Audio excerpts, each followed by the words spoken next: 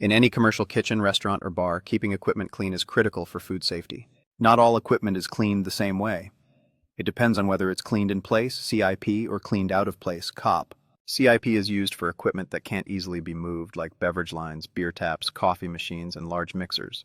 Cleaning solutions, water, and sanitizers are circulated through the system to remove soil and bacteria without disassembly. This ensures that hidden areas and pipes are fully cleaned, preventing contamination while saving time and reducing risk from handling complex equipment. COP, on the other hand, is for smaller removable items like blender jars, slicer blades, tray racks, or bar utensils. These are taken to a designated cleaning area or sink, washed manually or in a dishwasher, and sanitized. CIP ensures each piece is properly scrubbed, inspected, and safe for use. For example, a bar's draft beer line uses CIP daily to avoid bacterial buildup inside the pipes.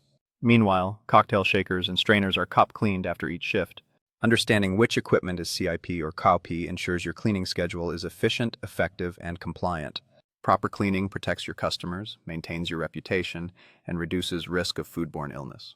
Always follow your schedule, check the results, and verify cleaning, because a clean kitchen is a safe kitchen.